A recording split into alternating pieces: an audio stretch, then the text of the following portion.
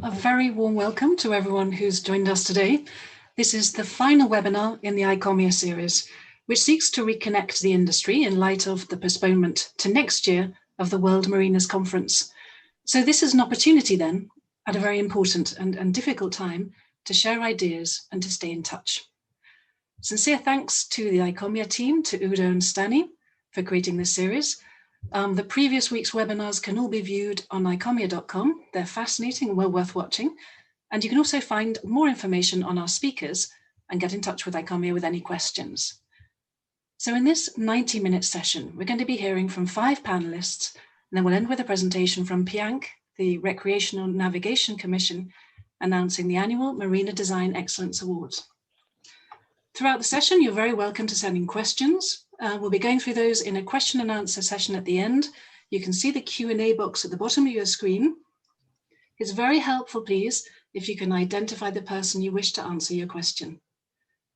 So last week's session on technological and digital innovation ended on a call to focus on biodiversity, sustainability, and resilience, to collaborate across our disciplines and to find solutions that meet the needs of both boaters and nature. So it is becoming increasingly clear that sustainability is set to play a big role in innovation and competitivity. So this week, in our vision of change, we're taking that further and following up with a more detailed look at why sustainability matters for marinas. To set the scene then, this falls roughly into 3 areas. Firstly, we're faced with major challenges which, beyond the devastating consequences of the current pandemic, include the effects of climate change, of the increased pressure on resources, and the urgent need to address inequality. In marinas, we also know that we need to grow and nurture our boating populace. We could start by creating a more accessible and meaningful boating culture, strengthen our stakeholder communities, and recognize how customer and stakeholder needs, their expectations, even their habits, are evolving. And finally, we all want to enjoy clean and healthy boating destinations, which means we need to be looking at controlling waste production, harmful emissions and contamination, and also understanding and preserving our biodiversity. So here, to expand on all of these points and more, I am delighted and honoured to present our very esteemed panellists. Starting with Sarah Angel, President of the National Marine Manufacturers Association right up in Canada. Good morning, Sarah, President of ICOMIA. Good morning. Further down that continental coast, quite a lot further down in Florida, we have Civil and Ocean Engineering Specialist and also the Chair of PIANC's Recreational Navigation Commission, Esteban Biondi. Good morning. Across the Atlantic in Brittany, Kelly Covington, another engineer and a sailor, specialising in the circular economy. She's a sustainability consultant to some very well-known racing teams. And then right out to a beautiful island in the Adriatic, we have Renata Marovic, manager of the very innovative and award-winning Marina Punat in Croatia. Good morning, Renata. And finally, someone who really hardly needs an introduction at all, widely acclaimed racing sailor and chair of the World Sailing Trust. It's a pleasure to welcome Dee Caffery, MBE. Great, fantastic. So let's get started with the show. Madam President, would you like to lead the way? Yes, good morning, everyone, and thank you very much. Just give me 1 second to change the screen look here for a minute.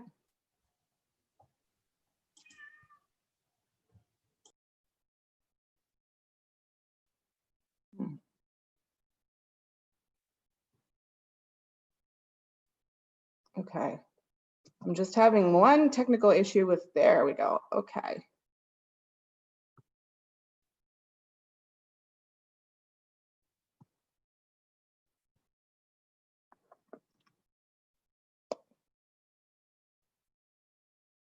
I have my notes that I need to review too, and I cannot put the panel off to the side. So just give me 1 minute. There we go. Okay.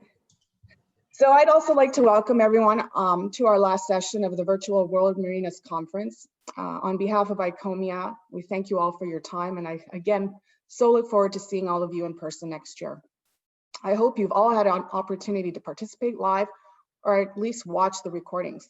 My contribution today is to take a couple of minutes to give us all a reminder of efforts from around Europe and the world as it relates to end-of-life boats and recycling in particular.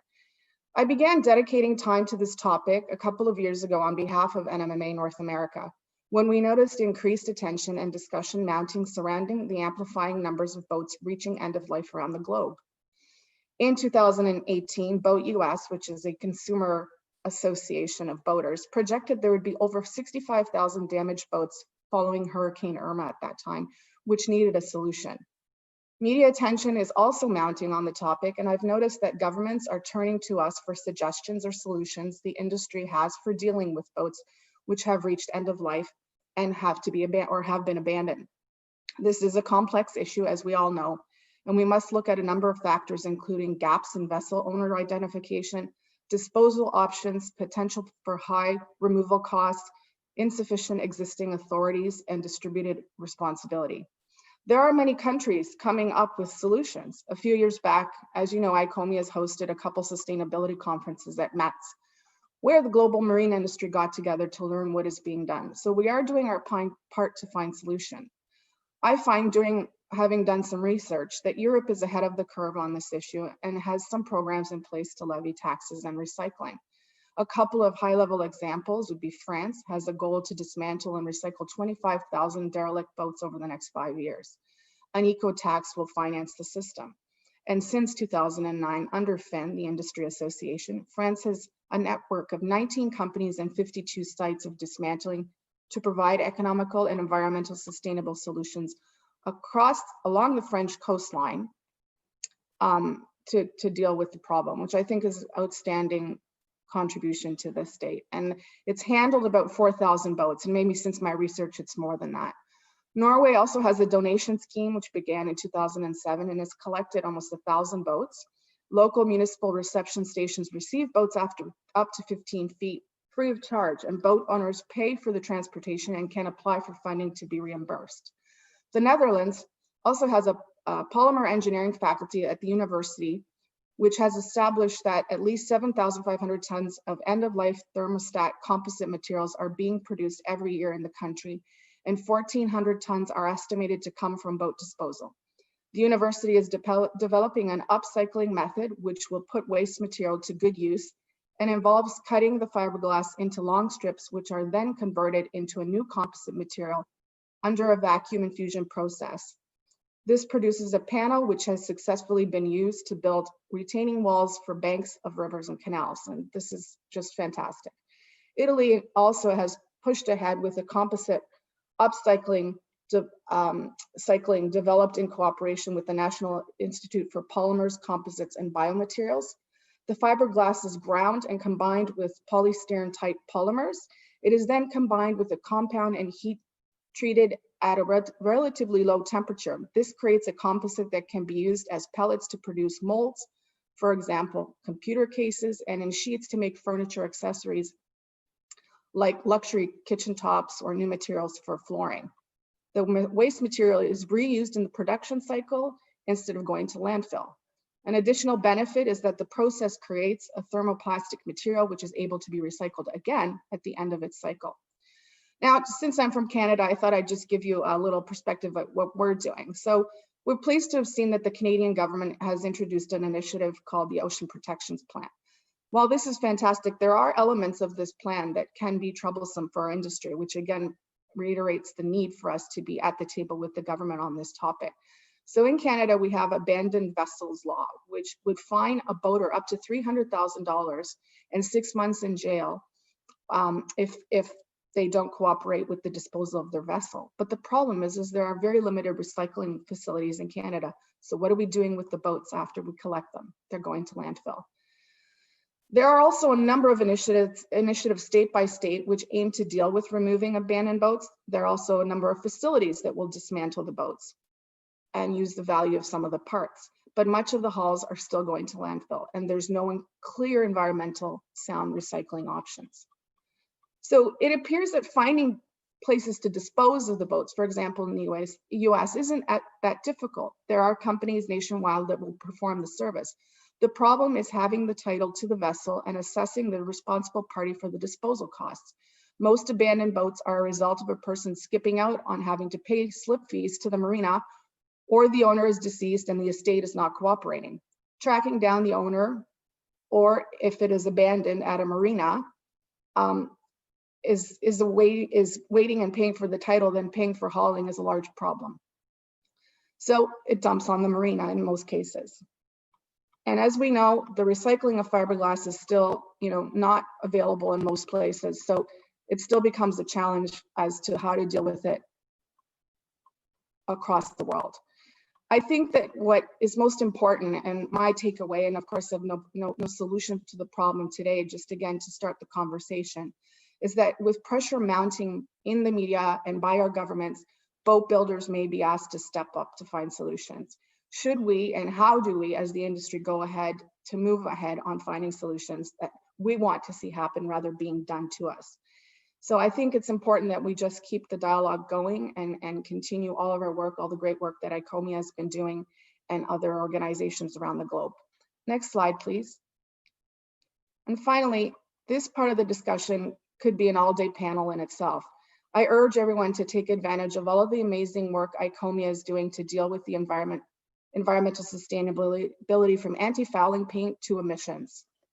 Planning for a better future includes ensuring marinas are not viewed as contaminants. You are all doing so much, and we need to continue thinking about what steps are needed to ensure nothing goes in the water and how we can encourage more environmentally friendly products. I am no environmental expert, but I am a government relations expert, and I can say with certainty that governments expect us to continue to do our part. I'll end with a simple example of how attacks can happen on our businesses.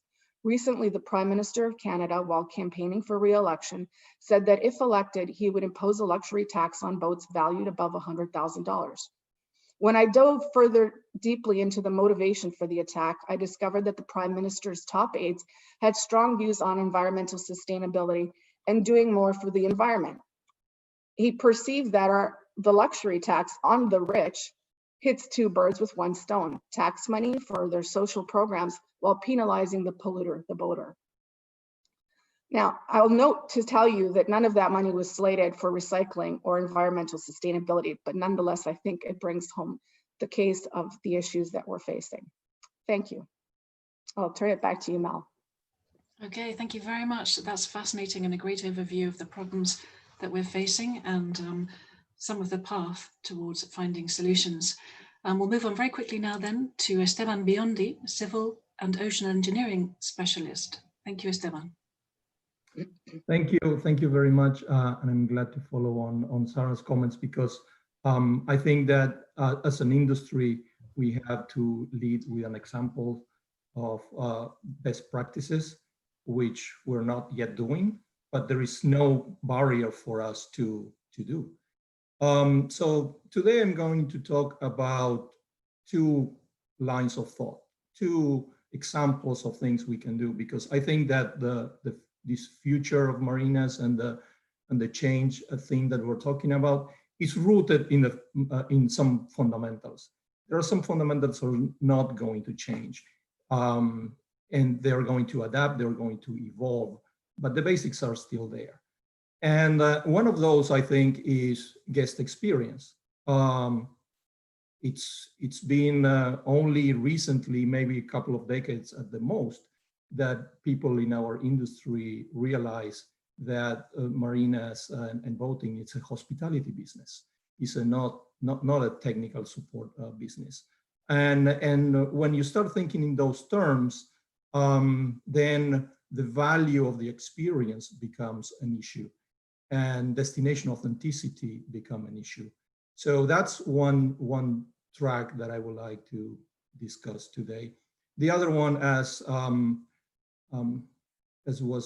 Sarah just mentioned, is sustainability. It has tons of ramifications way beyond marina design. One of those is the example that Sarah gave. There are policy implications. And by us professionals, designers, and the industry as a whole leading with example, we can change lots of perceptions that are based on actual facts, but partial facts, the bad examples. And we can do a lot better designing better and talking about better design. And so that's the sustainability part of my conversation is going to be focused on the basic 3 pillars of sustainability, but applied to marinas in a way that it's a little bit different. Next slide, please. So guest experience. This is the most difficult phrase to explain in 1 minute. I'm not going to explain it in full, but one of the things that is discussed about guest experience a lot, even in the hospitality business, people talks about guest experience, and they talk about how efficient and seamless the activity is, how fast you can do the check-in. There are technological solutions for making that happen smoother, better, easier, streamlined. But I'm going to talk about the other side of the guest experience. And there are books written about this and how that has economic value. And I think that as a hospitality business, as a tourism and recreational business, we also need to think about the memorable experiences, the authentic, the profound experiences. Those all are related to interactions with other people. And the funny thing is that you can design spaces, marinas, hotels, whatever you are looking at where people is going to be, especially in a hospitality setting, to encourage those things to happen. And we can plan for those things to happen. And so these are all points of view. These are all things that we can consider that feed into marina design goals. We need to keep in mind that one of our goals designing marina is to set the stage for authentic guest experience, provide access to nature, provide access to culture, improve the local community. Social sustainability and guest experience, when you look at things in this way, are 2 sides of exactly the same coin. Next. So when you look at the sustainability pillars, I think we have to design looking at this graph. This should be the goal. The more integration into all these pillars, the more you can make them work together in synergy. And there are ways of doing that in marina design, the most value to the project. We're not talking about any of these design goals because they're nice, even if they are, because they are good for the system, even if they are. They add value even at the individual project level, at the individual marina level. So it is smarter design, working with nature, embed resiliency, create experiential value, and look for multiple solutions. All those approaches add value to the project. Next. So from the pure value point of view of the economic pillar of sustainability, nowadays we really need to look at climate change, mitigation and adaptation, and resilience as key aspects of design.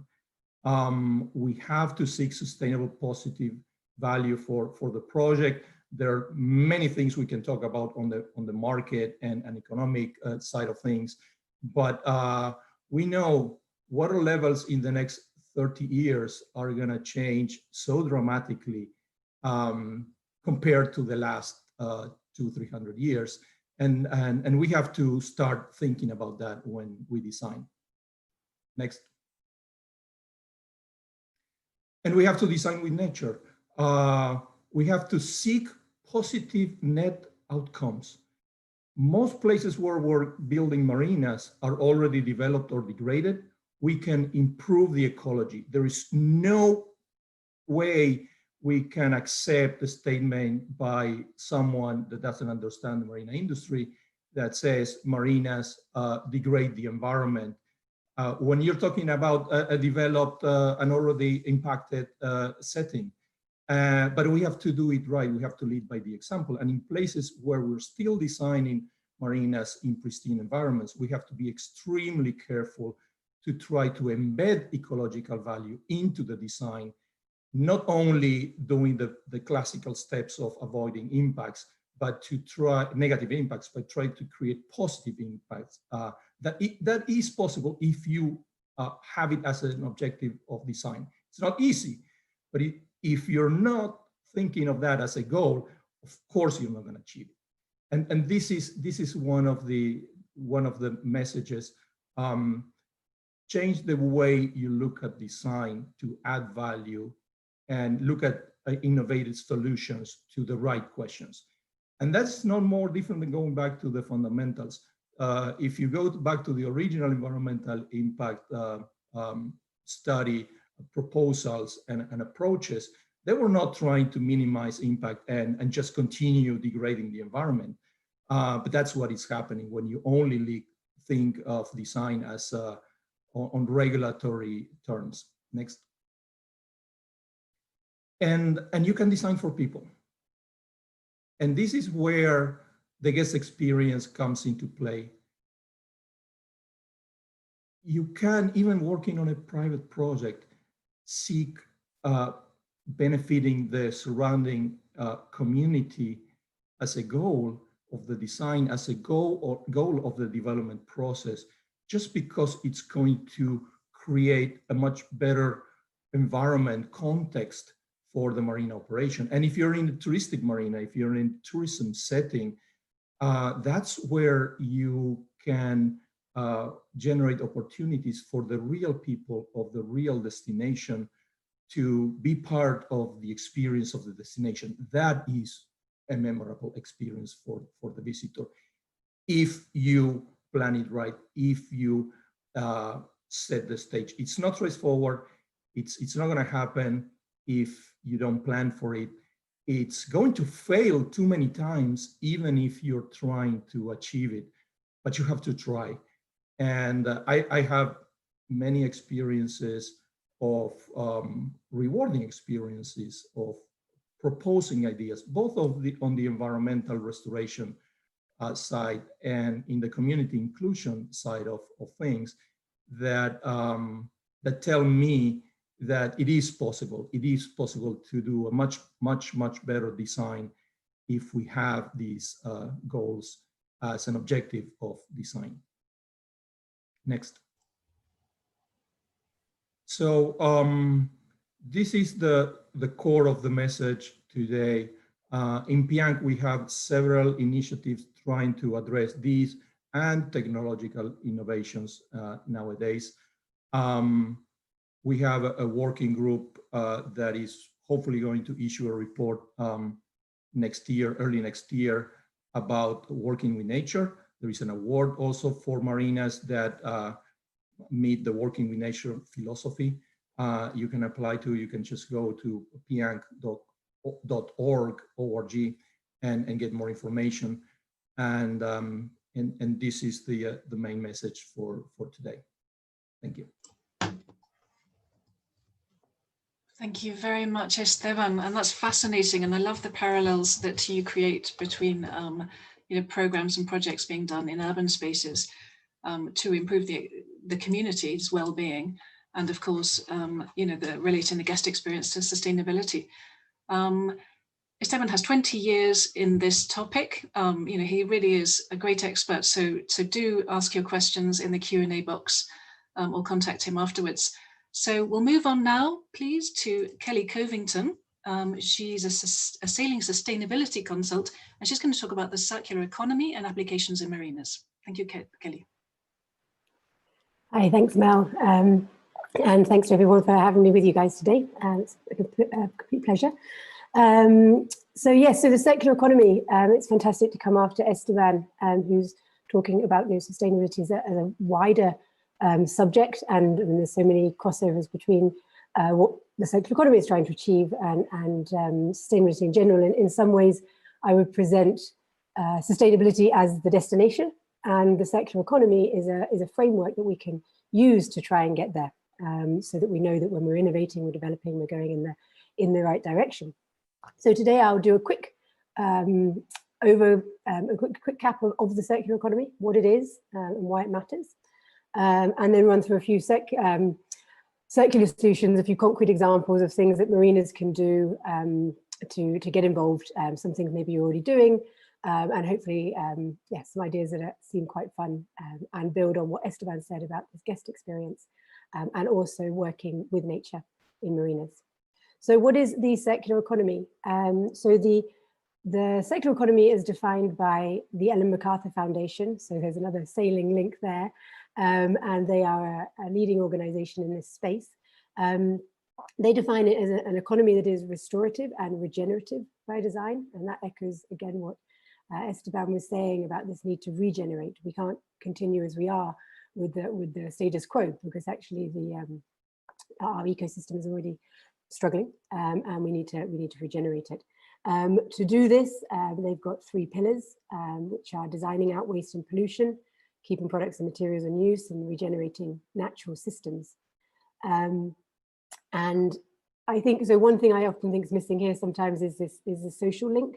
But for me, I take regenerative natural systems to include humans and to include humanity. And when you look at it through that way, you can see how we're all part of it. And that's the other part of the circular economy. We're all interconnected. We're one part of this ecosystem. So the diagram that's in the slide is a well-known diagram for the circular economy. It's called the butterfly diagram.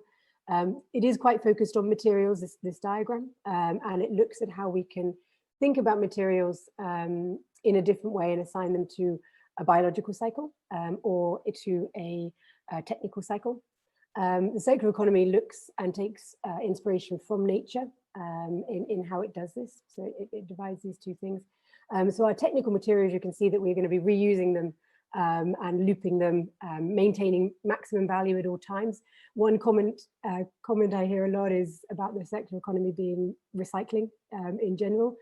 This is something that we need to move away from. That's a very final element, and that's the outside loop on the technical side of things, which is on the right-hand side. Beforehand, you've actually got reuse, what Sarah was saying about taking boats back. How can we reuse materials? How can we reuse boats in general? I've got some, not boats or parts, I've got some examples later on. And that's really the best thing. The more we can keep it looping on the closed circle is how we can maintain maximum value.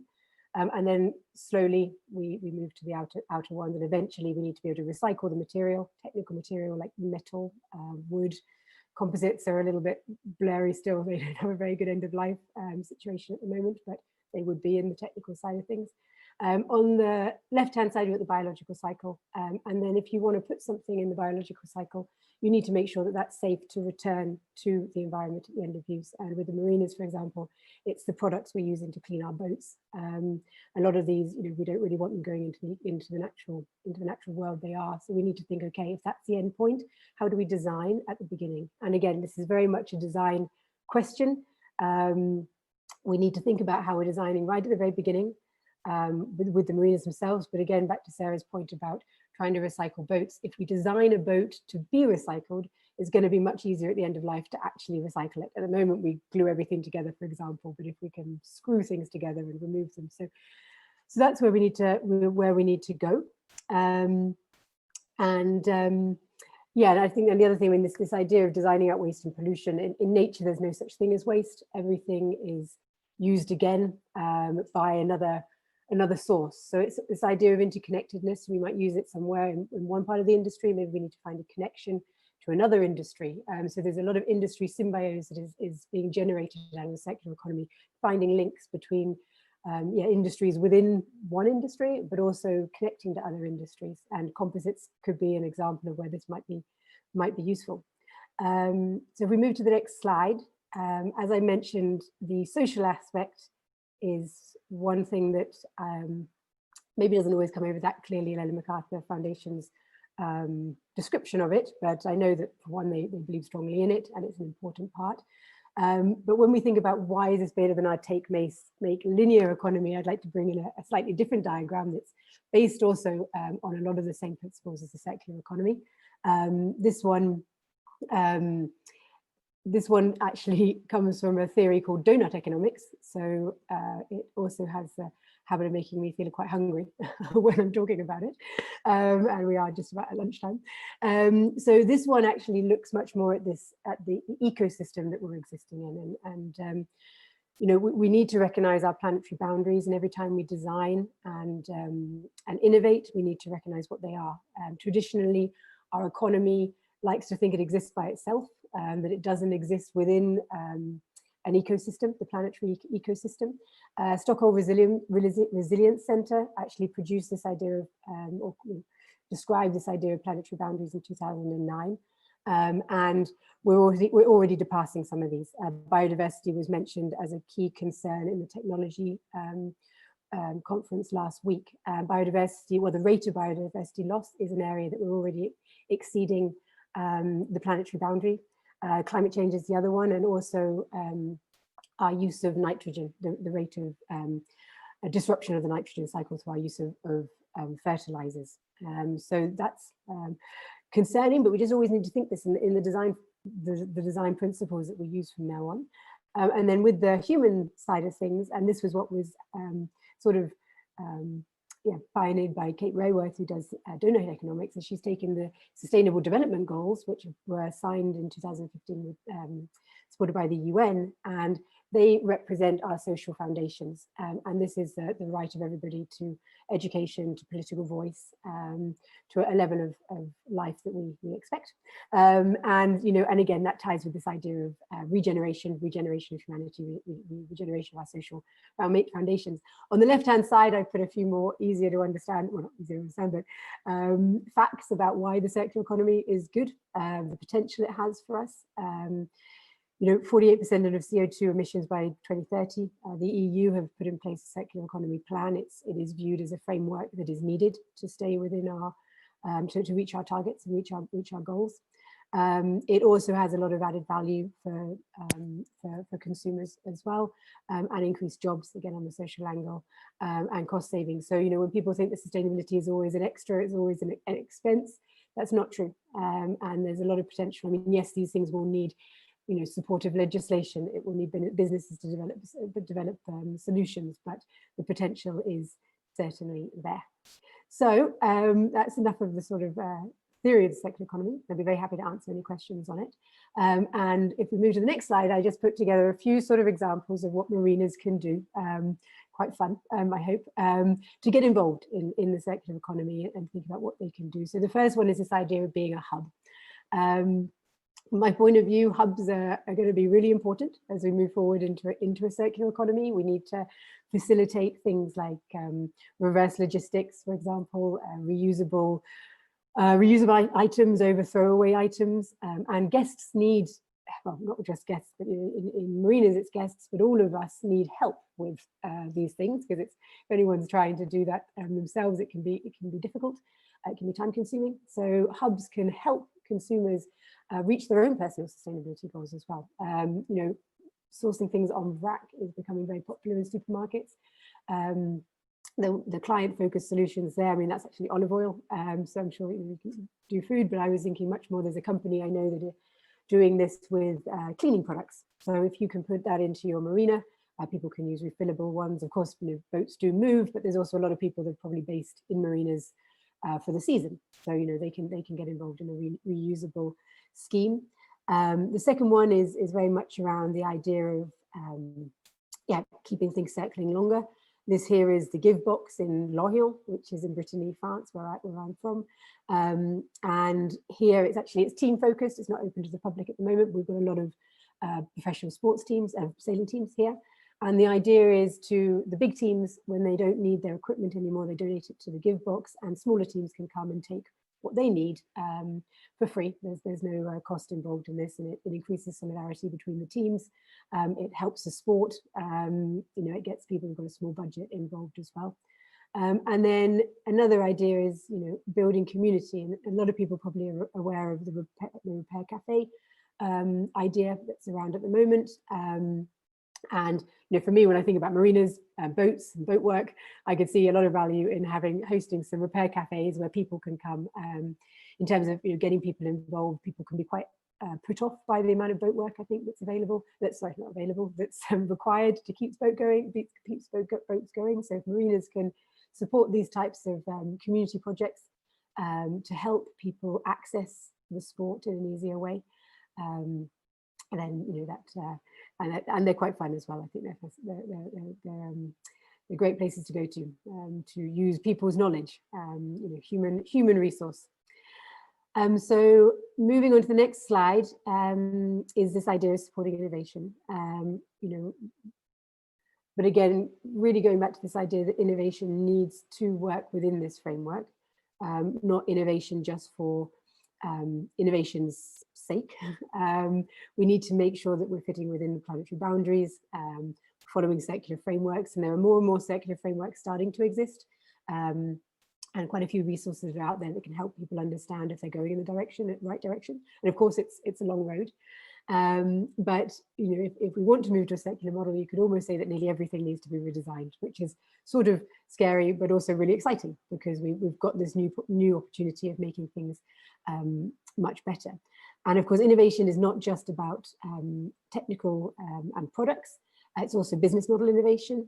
Click and Boat is a French company that is a bit like a boating Airbnb. Again, you guys may well be aware of it. And this drives on the idea of access over ownership. And when we're thinking about the younger generation, a lot of the younger generation actually want this. They want access over ownership. They don't see the necessity to own these, own all these things. They'd rather have an iPhone than a car, for example. And same with boats. We're trying to get more people into the sport, supporting these things, supporting this type of business model within the harbour. And I have a huge experience with marinas, but knowing what I do, I think, I imagine there's some challenges in just managing people that are coming in and out. That sort of flux community will probably take a bit of thinking, but you can put some things in place for that. Renewable energy, of course, nature powers itself by the sun, and shifting towards renewable energy is something we all need to be putting on our agendas. Luckily, the technology is there now. The boat I put here is something. It's called the Energy Observer. It's it is a French project from around here, but they're on a tour around the world promoting clean energy. So they use solar energy, they use wind turbines. They have a hydrogen system on board for storing renewable energy to use it later. And they're visiting, and I've seen a few projects like this as well. So marinas can welcome projects like this. They're fascinating. People love to come and visit them. Again, with Esteban's point about guest experience, I think people are very invigorated and excited to see these solutions that are out there. And Kelly, sorry, could I just interrupt? We really only have sort of 30 seconds left. Oh gosh, I can't believe I talked so long. I love this subject. I love this subject. Okay. Anyway, my final slide was about ecosystems and regenerations, and I'll just mention the Billion Oyster Project, which is one in New York, and they're trying to regenerate the oyster reefs in New York, which disappeared in the early 1900s. And the benefit of this is that a lot of these projects are also they increase resilience of marinas as well. They're great to look into. How can ecosystems actually be beneficial for the marinas themselves? Thank you very much, and I look forward to answering some questions. Thank you, Kelly. So your enthusiasm is contagious, and well done for linking the Sustainability Development Goals. Obviously, very relevant now, and certainly setting the scene for the urgency with which we had to start taking action, and some lovely examples of the application of circular economy activity in marinas. So plenty of ideas there. Thank you very much indeed. So we'll be moving on now to Renata Marovic in Marina Punat. This is a very innovative marina. They've been very proactive in creating digital solutions for their berth holders. And she's also worked very hard indeed to ensure that her stakeholders are working together in the interests of everybody involved. Renata, please go ahead.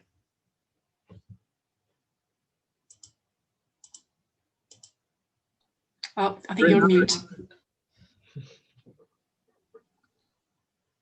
You just need to connect your microphone, I think, perhaps.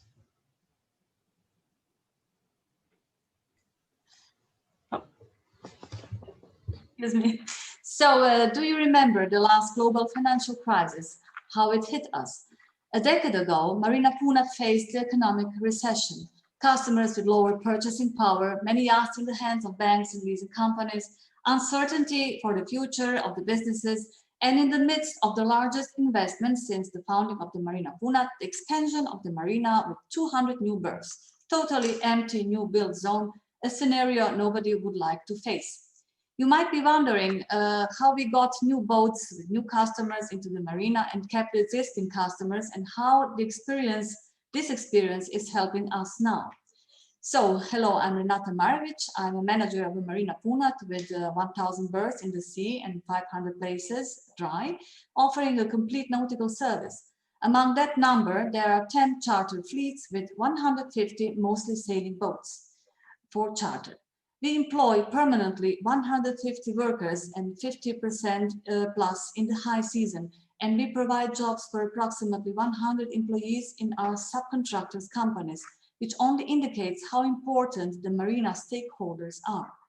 Our marina is located on the island, Krk, the most northern island in the Croatian Adriatic, connected to the mainland with a bridge, with a highway up to the Krk, even with an international airport on the island. But predominantly, Krk is a car destination from the nearest European destination, which is the big reason for much better attendance in the circumstances of COVID-19. We have loyal customers staying in Marina for more than 5 and up to 20 years. 2,000 transit boats that generate 12,000 overnight stays, but it fell by 40% in 2020. But the regular guests stayed in the marina, and the demand for permanent berths is growing.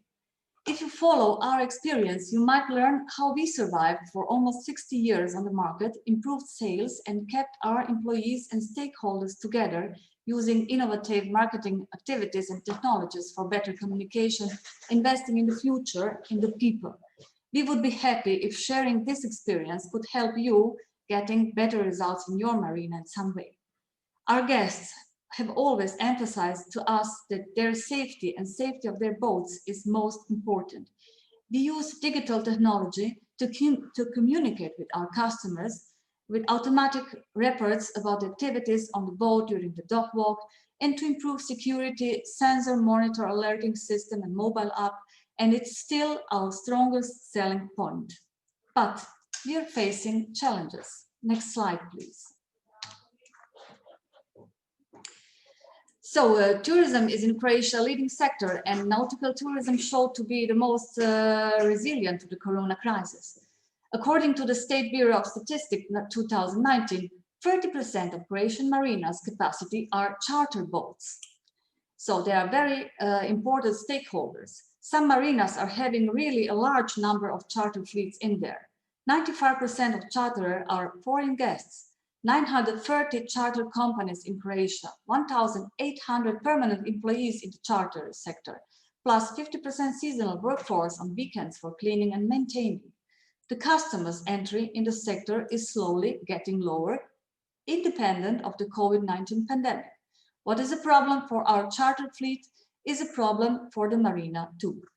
But to rent a boat become very attractive, and charter holidays are becoming more accessible. So we have them. The new customers are already here. We brought them to the sea, and we have to keep their attention. They are young, they want to go out on the sea, they're happy, they're looking for newer and newer boats, but they do not know how to sail. We gave them as many accessories as possible on the boat. The boat have to be as easy to use as possible, without any unnecessary or more complicated sailing equipment. We have to facilitate charter guest satisfaction. Renting the boat has become more affordable than an apartment. They get as many toys as possible. High-speed internet, good flat rate options, stand-up paddling boards, better dinghies, etc. So here we are. Charter ships in fleets are newer and newer. Shipbuilders are producing cheaper and more simpler ships. Fleets are growing. Sharp market competition in charter with lower and lower charter prices bring to the sea new customers without sailing skills. They get into storms, They do not enter the berth or the marina and the ports well, they collide, they are not familiar with the rules of navigation and behavior of the sea. So we are facing low stakeholders cohesion. The expectations of our charter guests for quick solving of problems on the sea and repairs are high, and the network of partners for support is not yet sufficiently developed. Insurance premiums are growing due to frequent claims, charter bases are burdened, so we have a few collective goals because we want charterers, companies, our partners to survive. What are our needs in common? We want trained customers. We need a network of partners, mechanics, riggers, electricians, etc., ready to react when necessary. How we in Punat help them? We give the charterers more favorable price for the berths. We have better and more service included in the price. We can support charter companies with granting a certain number, for instance, of lifting and lowering operations per fleet. We support also our charterers by organizing regattas where marina provide catering and berths for better price, organizing ecological cleaning and socializing actions, communicating and education charter guests how and where to ask for support. We can announcing and promoting skipper trainings via marina communication channels. Because charter guests lack skills, the charter companies in Punat, in cooperation with our marina, promote low season training weeks. This is a very, very good solution of the problem. Nautical charter season starts in early spring, prices are more favorable, lasts until October. Charter companies are offering trainings in April and even organizing exams at the local port authority in foreign languages, for instance, German or English. And then are providing discounts for a second re-rental in the summer season, for example. Better educated charter guests come back. They are taking more care about the security on board, about the boat, other boats, weather conditions, environmental protection. We are really working hard in Punat to bolster support services for charter, facilitating charter by offering better prices for parking for charter guests, special zones for charter parking, and special discounts and offers for the charter crews and skippers in our restaurants and bars. We have built new sanitary facilities even for the charter guests separated from the marina berth holders. We also plan to design our marina premises and infrastructure with waiting rooms, luggage storage, and better charter offices, and redirect the traffic for charter guests in marina. There is a challenge to organize good logistical support, spare parts and equipment suppliers, emergency repair services, offshore secure services, and sailing schools. It's not easy. Which brings us to the point of our Yacht and Sailing Club Punat. Next slide, please. What Marina Punat is supporting is an example of social sustainability, an interactive integration and creating added value for the local community, the marina itself, marina stakeholders, and marina users. Yacht Club basically operates as a sailing club and sailing school.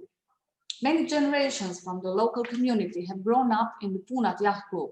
The club has profiled and professionally directed some members and generations in the nautical direction. For example, later working in the marina or in the shipyard as a shipbuilder in wood or plastic, carpenter, painter, mechanic, or even to study shipbuilding or marina engineering, fishermen, charter company owners or workers, or recreational sailors or our future guests. Marina provides a huge support to the work of the club in the form of direct financial assistance for the salary of a professional coach who is employed full-time and their assistant, and the donation of equipment, sailboats with equipment, working area, space and storage boxes, parking space, slipway for boats, a van with trailer to travel to other regattas, logistical support for competitors, etc. What is important, during the summer months, a sailing school is organized and it's open to children, not only from the local community, but also to the children of our marina guests. This is very important. Every summer, about 30 new children attend the sailing school, and they are guests of our marina, children from the local or vital local community. These are our potential future guests. Club Punat today has 170 members, of which 40 members are under 80 years old. And I'm very happy to say that a lot of them are girls. Next slide, please. So let's resume the benefits of our efforts. For the charter company, retaining customers and improved induction processes, better capacity sales in the colder dead season, trained crew that will come again to the sea with more knowledge about sailing, survival of charter companies who are ready to give better service and education, better educated crew that will damage the ship in sailing less in subsequent future rents, which saves time and money for repairs and insurance, future employees recruited from the yacht sailing clubs, reduced loss and damage to yachts and increased revenue. What are the benefits for the marina? Charter ships make a large part of transit in marinas and permanent berth. Charter generates a large part of direct and indirect income of the marina, repair and maintenance of charter yachts, restaurant consumption, income in parking, grocery stores, in nautical equipment, spare parts shops, subcontractor services, etc. Today's charter guests, mostly younger generation, working population, are future guests of the marina. While they are young, they cannot afford to buy a boat for its own. They rent a boat, but later they buy a boat and they stay in the marina. Many marinas in Croatia charge berths 5 to 20% more to the charter companies, which is also a benefit to marina to keep charter as a stakeholder. And young people who sail in the yacht club are potential future employees or guests or future berth holders. So the berth of charter boat is also mostly empty during the whole week when the boat is rented, and marina can rent it to the ship coming in transit for a daily or multi-day berth. Therefore, the benefit of renting a berth for a charter boat is twofold. Sailing at the club encourages learning and development, motivates people in a positive way. And it's also interesting that more and more girls are sailing, so more women in this area. Renata, I'm sorry, we're going to have to come to an end now, just because we're so tight on time. Can you do 5 seconds to sum up the very last point? Let's proceed to the next slide. Stani, do we have the next slide? So this is a process. It takes time and patience, and it's not cheap. But remember my opening question, how we got new boats and new customers into the marina and keep the existing customer. First, keep together and take care of all your stakeholders. Second, educate the youngest and teach them the skills and values of life at sea and with the sea. And third, be aware that the return on investment is your social and environmental sustainability. Thank you. That's fantastic. So you're taking a very long-term view in terms of connecting your community, the needs of charter companies, and of course your berth holders to ensure future generation of boaters, and that they're also very engaged with responsible behavior. It's an excellent example, Renata. Thank you very much indeed for sharing that. But there are short-term benefits for the long-term view. Thank you, Esteban. We'll come on to that at the very end. Let's give Dee a chance to speak, because she has some very interesting things to say. Dee Kafari, please go ahead. Thanks, Mel. And it's lovely to follow Renata, because she's almost a perfect example of many of the aspects I'm going to speak about. First slide, please. I think it's important to remember that our industry is littered with barriers. Our sport is considered elitist, inaccessible, expensive. And I think it's important that we collaborate to dispel these myths and work to encourage the charter guests that Renata was talking about into our sport, because as she says, they are our future customers. As we're aware, sustainability does not refer to just the environmental issues. It also covers diversity, inclusion, and business succession planning.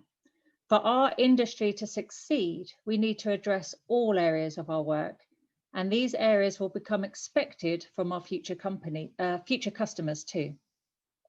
It is said that diversity is a fact, but inclusion is an act, and it's us that have to act to make it happen.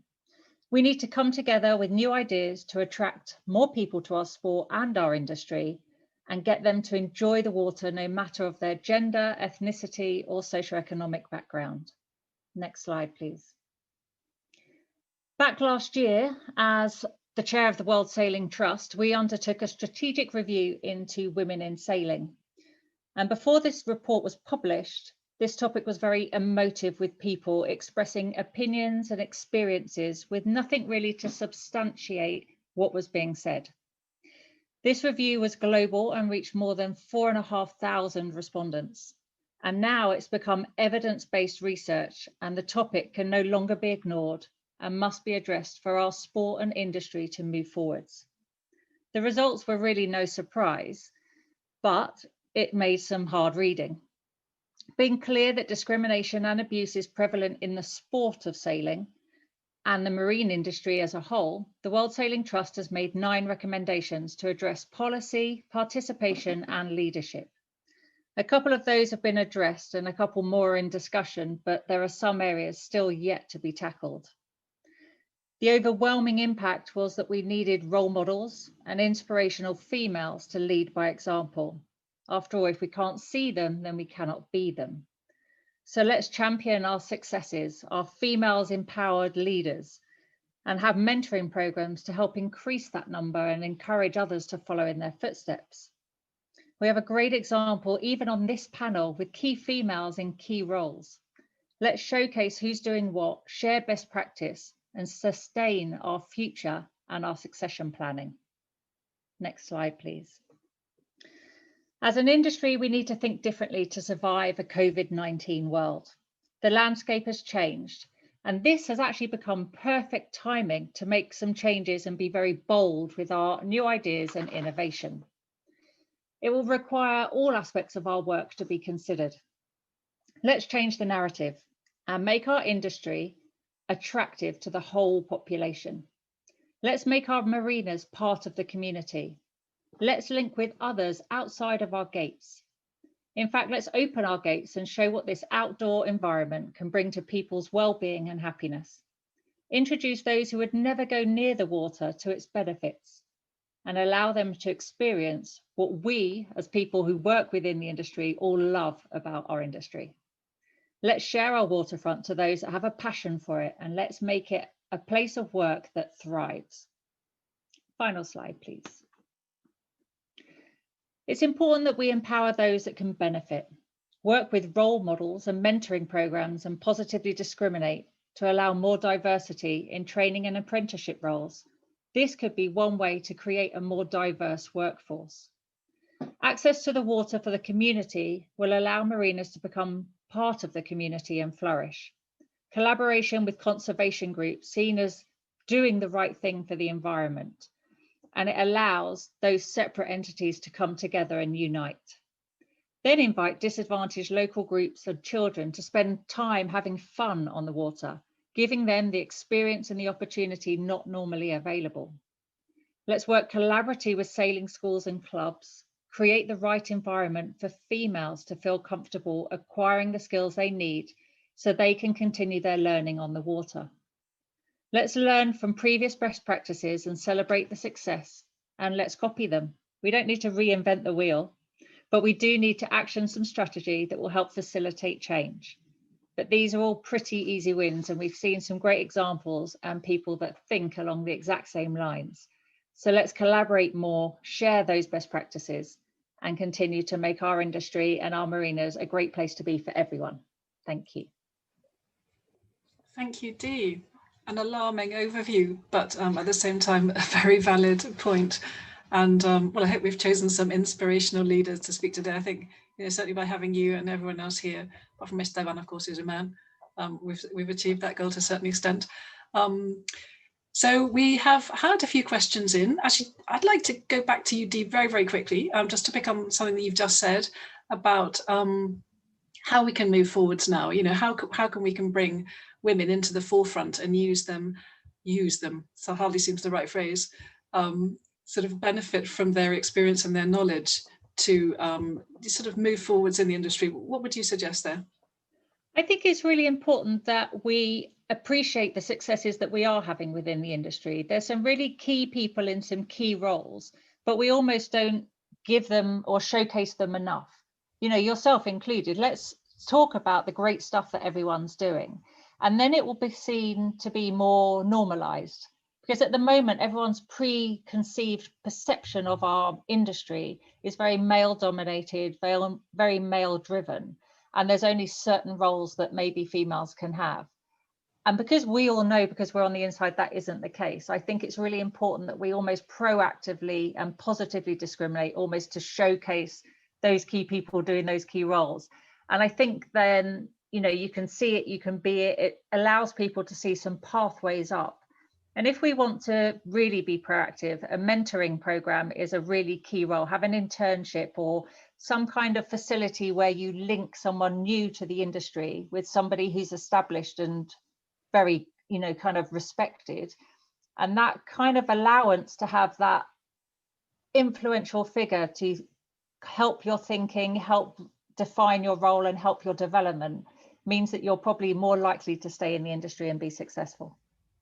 That's lovely. That's lovely. Does anyone have any comments on how we can bring that into marinas? How we can create that sort of platform and start promoting female role models? Right. Well, I'm sure there's plenty of work to be done. Sarah, do you have something to say? Sorry. I think at least from my perspective, I look at sort of how I got to be where I am today, and it was all because there were an incredible men around me who were more senior and saw my potential and mentored me. So I don't think it's more unique in the marina space specifically, but I think it's about finding, you know, not necessarily specific programs, but maybe regional or marina particular programs where we allow women those opportunities to connect with someone, whether it's another female or a male, who will mentor them and grow them and give them the courage to be able to stand up for what they know they can do really well. That's how I've succeeded so far. Absolutely. I'd just like to add for Sarah there that she's absolutely right. Male champions of female empowerment is so important. That's the only way that we're going to have the equality that everybody strives for, especially in an industry that has an imbalance. And I think that's really important. Our male champions are, you know, our best assets. Thank you very much. Excellent. So we've had a couple of questions then on the topic of financing for end-of-life boats. Sarah, would you like to reiterate a little bit the answer that you gave on that topic? Well, it's a very valid point, and I think we need to all start looking at what we can do to create either a pool of money or, you know, driven by the industry associations in each region. However, I am reluctant to think it's a one size fits all, even though that's what I said we need to do, because we do have very different perspectives, Europe versus North America, you know, even between Canada and the US. So I think we really need to spend some time looking at a bunch of varieties of models for funding and see how those would be accepted by each of the regions. So we're not impeding taxation ideas on jurisdictions that don't traditionally like that kind of method. So that's why I say I'd welcome for Udo and I to bring it back to the Environment Committee and continue the conversation and see if we can hone in on something that maybe we'll bring forward next October and have a more detailed discussion. Certainly in the long term, we're looking at Kelly's suggestion, aren't we, about redesigning boats so that they are prepared, you know, for re-entering the economy in a different guise. Esteban, you had... Yeah, that was going to be my point. Both in this recycling topic or end of life for vessels and in the marina design, there is a case for engagement with government regarding regulations, engagement with funding regarding that support. But there is always something that everyone can do day one, and they're proactively from within the industry. And in the case of boats, is designing boats that are recyclable by design. It's designing marinas that are regenerative by design on their ecological aspects and create spaces for social interactions and betterment of the community. If you don't design a marina with certain facilities for the charters, it's going to be more difficult to implement Renata's plans. If you design it, it's going to be easier. I design projects where we're trying to incorporate the local community fishermen, for example, and I say that by far the most difficult job is the one of people working with the community to try to bring them in, put them in the position that they can benefit, giving them the resources to be able to achieve that. But if the physical infrastructure doesn't help, the difficult problem becomes almost impossible. So there are things that the private industry can do proactively from day zero while someone else is taking care of the government relations. You don't have to wait for government to solve any problem. Mm. And you also, Esteban mentioned earlier that you wanted to sort of highlight some short-term benefits of Renata's plan to improve accessibility for charter customers, to improve their experience. She's doing outreach to basically go out to the community, and they have funded in their marina a sailing fleet for beginners. And so she's working with her sailing clubs to promote boating. She's working with her charter companies to make sure that they're training off season. They're encouraging sailors to come back afterwards, basically preparing people to be better sailors in the future and to enjoy their experience. Did you have any comments on that? What I understand from Renata's examples is that they have a good understanding of a system. And so they're promoting the long-term health of the system. But they're also seeing short-term benefits. And that was my point. If you have the long-term view, it's not at the expense of the short-term benefits. You're increasing the value of the short-term and the long-term if you do it right. And there is a right way of doing it. And Renata brings up excellent examples of really multi-tiered strategies addressing all different elements of the system. And that gives economic resilience, that gives, in some aspect, environmental regeneration. It's all win-win if you do it right, if you have the big picture vision, I think. Yeah, absolutely. And she's, Renata, am I allowed to mention your development plans for the future? Where she's she's recognizing all these needs, having sort of, connected with her stakeholders, having identified the needs that they have to make sure that when she moves forward as a marina, everyone else, is taken care of, well, to some extent. Renata, would you like to expand on that at all? Oh, you're muted again. I always forget it. So as I said, it's a process. Some parts of this process are developing much easier and faster, and some of them are taking time. Of course, we are aware of it. And we expect and we see the results even now. If some charter guests pass the training course, the next year he's a better sailor and he will come back. For instance, every marina, you mentioned designing, every marina has plans. Your future plans in developing a marina have to include the changes and the other aspects that are important now. The times are changing. We do not know what will hit us next year. I don't know. We have the needs that we are recognizing now, and we are preparing in the future to make the bad impacts on our business as much lower as possible. But it's important to have to raise young generation, because without people there is no sense, there is no business, nothing. Technology helps, designing helps, plans help, but we have to invest in people, and we have to think about the future. Absolutely. Kelly, do you have anything else to add? Because I had to cut you off. Really, I'm sorry, a little bit prematurely. No worries. No, I mean, this is just a fantastic conversation, and this idea of looking long term and while at the same time achieving the short-term goals, and the fact that actually these tie together. Another great comment someone said, is this piece of stakeholder engagement. I mean, sustainability is becoming more and more known as building resilience within companies because of principle, partly this increased stakeholder engagement that happens through these processes. So if you can engage with yeah, the groups around you, which maybe aren't obvious.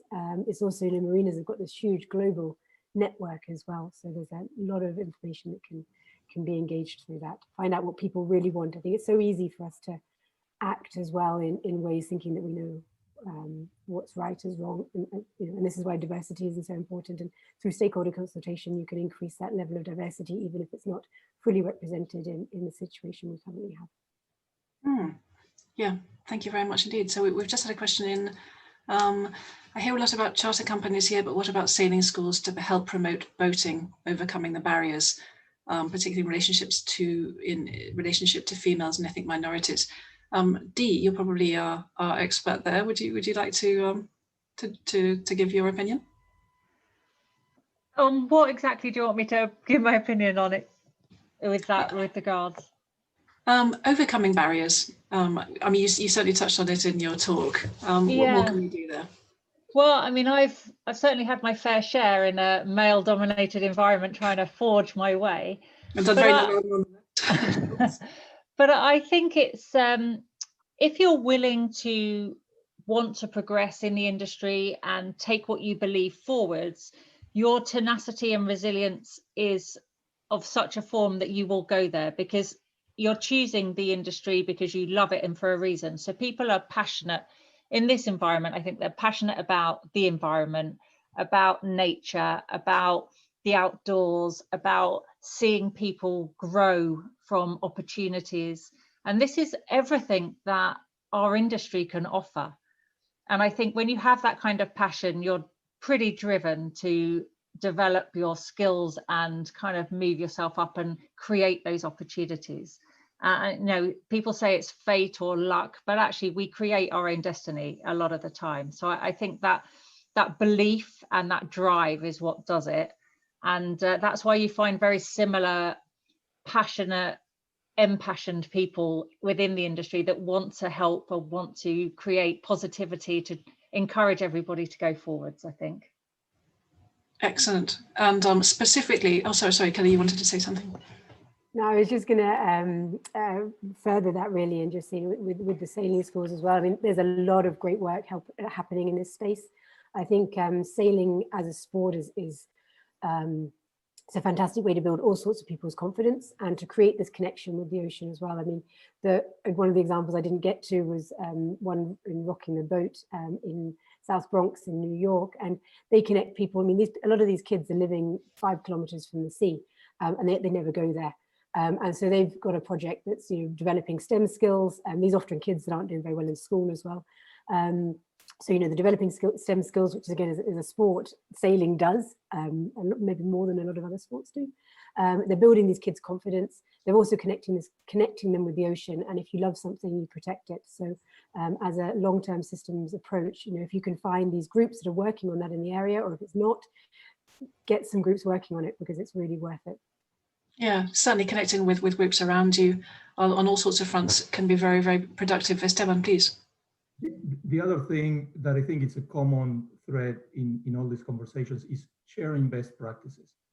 Everything Renata talked about in Croatia is 100% applicable in the Caribbean. Everything Kelly just said about getting connected to the ocean is 100% applicable in the Caribbean, where there is an outstanding disconnect to the ocean, even if they're mostly islands. And so I encourage the panel to discuss how we can best share best practices, because that's something we can do from ICOMIA. That's something we're trying to do from Piang point of view. And that's something that I think it's very, very, very much needed internally and externally, because as Sarah was saying, and Dee was saying, there are lots of myths and misconceptions, but I would argue that many of those are rooted on some partial facts. And because we're not doing everything right, and everyone else misunderstands us, right? Well, I agree with you about ocean communities. It is somehow very surprising that they can and be so unconnected with the sea. And perhaps then we're talking about ocean literacy, you know, bringing that into the sort of marina cultures that we define. I'd like to go back to the questions, if I may. So, oh goodness, Here we go. One from Click and Boat, and they're asking, they're a boat sharing company, obviously, and asking how they can help. Very good. And I was wondering otherwise about how do we connect with people around us? So if we're going to create a more inclusive marina community, to involve people around us, to strengthen who we are, to improve resilience, who would have a suggestion on the best way and who to be connecting around you within a marina? I'll start. I think it's very hard to have a blanket form, because every country, every region is going to be very different with the barriers they face and the problems they have. But there are some very common issues that everyone's having to deal with. And everyone's argument at the moment is the gender one, which is very easy. It's much easier to get guys on the water than it is to get girls on the water. So how can we make that difference? And if you speak to a lot of females, they don't want to be singled out. But actually the research has shown that female only sessions helps give them the confidence they need to grasp the basics to then go on and develop.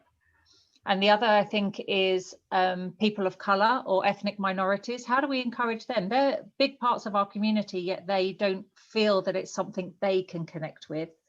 And we have to actively show them examples or give them reason for being there. And dead right when Esteban was saying, many of our communities who live within reach of the water have never been on the water. We're an island nation, and we are terrible at this in the UK because it's got this elitist, inaccessible, expensive kind of creation around it.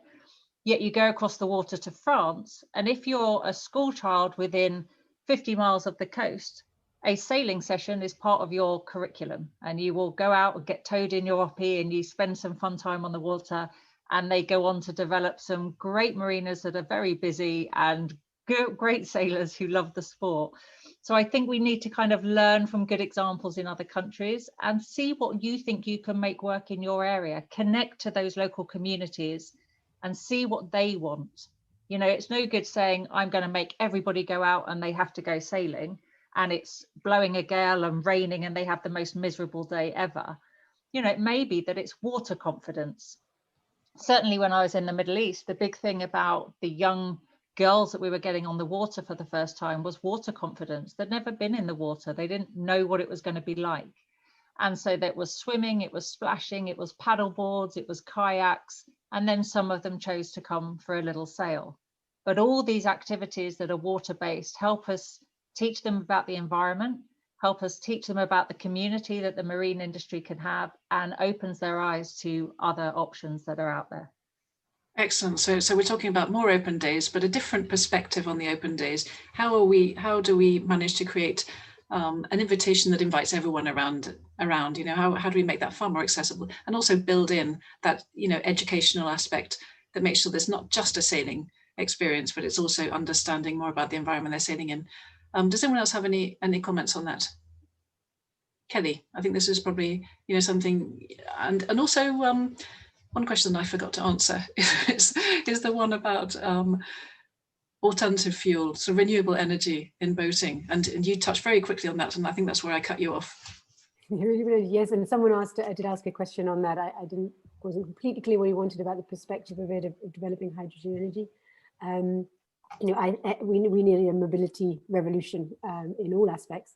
I think this is certainly going to need a lot of different solutions. You know, we can't say there's one magic bullet for this. It's a totally different way of looking at energy to what we've had with the easy fossil fuel era that we've been through. So we need to think about integrated systems. You know, renewable energies fluctuate, but there's some great projects. You know, Energy Observer is one of these. You know, they're going around the world. They're looking at how they can use different types of energies at different times. How do they balance that?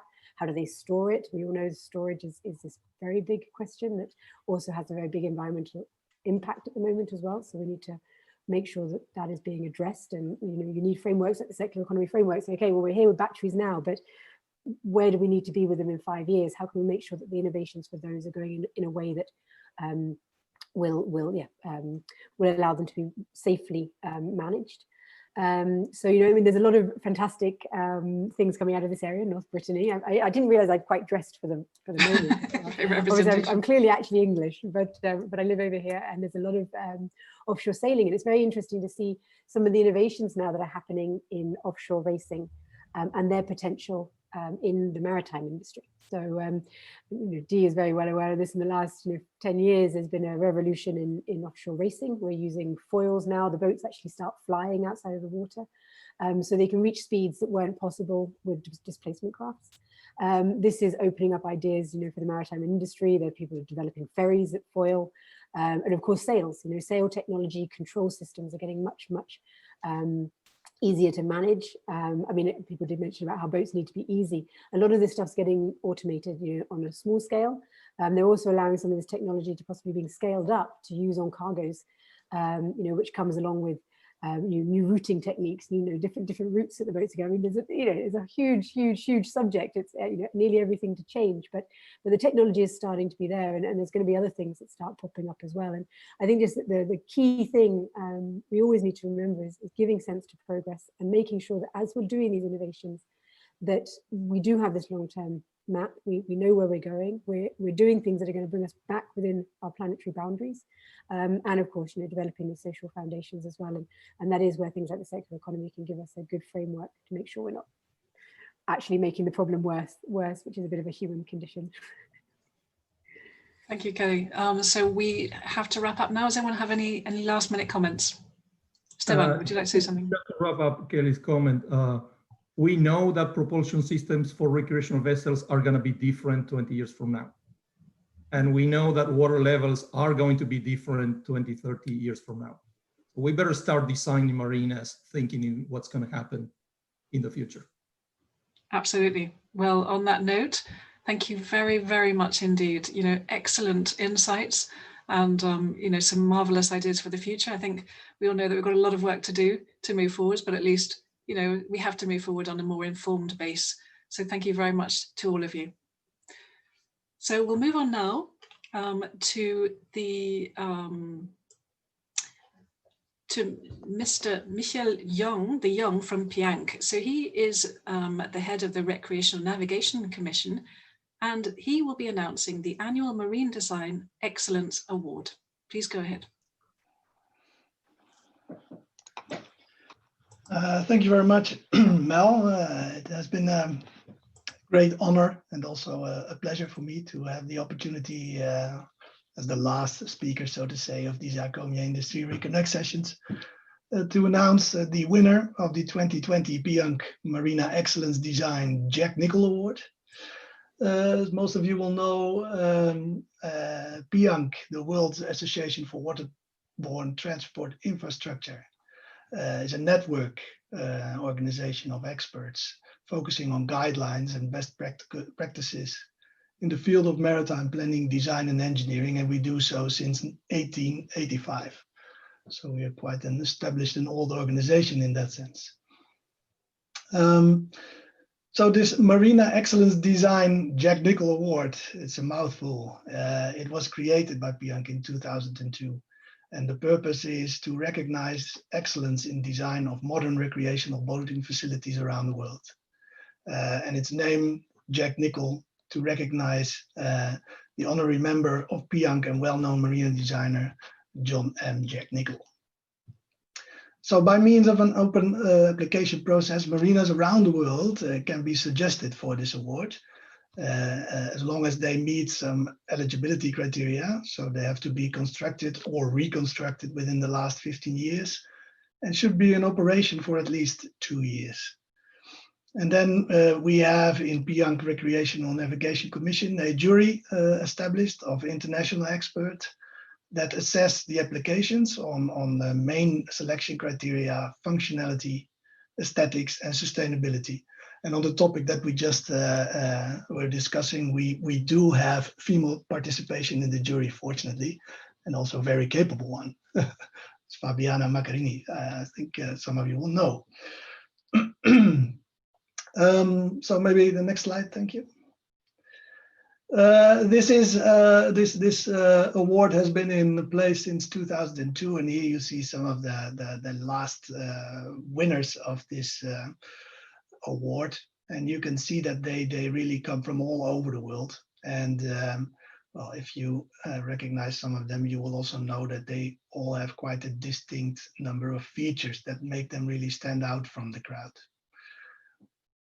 For this year award, we received 4 applications, and also those are from the whole world, from the East Mediterranean, from California, United Arab Emirates, and the Caribbean.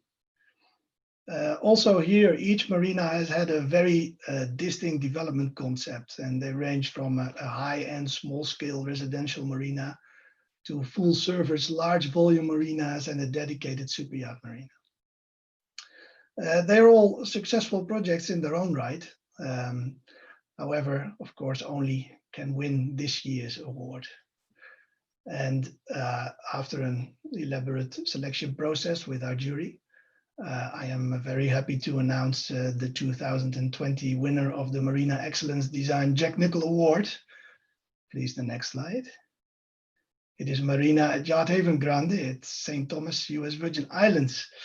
A lot of congratulations from our team to IGY Marinas as the owner and operator, and also the designer, who is Applied Technology and Management.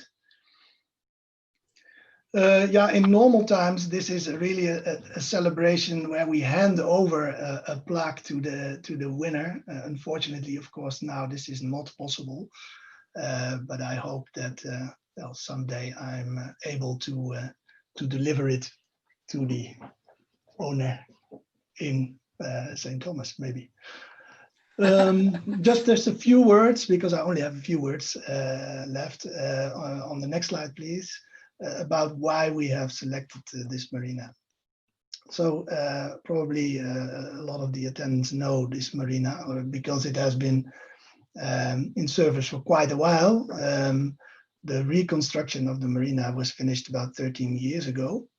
And still it is considered to be one of the best superyacht facilities in the world in terms of their berthing facilities, in terms of the services provided, and also in terms of the utilities and the ease of access to the marina.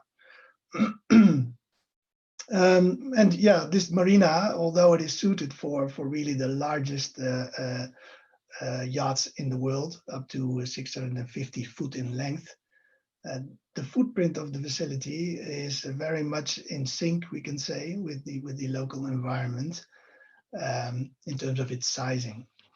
So the strong points we see for functionality, spacious layout, the approach to the marina is very open, very well delivered are the in-dock utilities, provisioning for fuel on dock, power connections which are innovative, at least at the time they were built, and up to 600 amps in capacity. So, and they also have a lot of convenient services and facilities for both guests, but also very important for such a facility for crew. Aesthetics, the marina upland building scale, maybe the next slide, it's the last slide. Yeah, you can see it here. There is, you know, the building scale, the architecture, the landscaping are very carefully selected to match the local Caribbean style.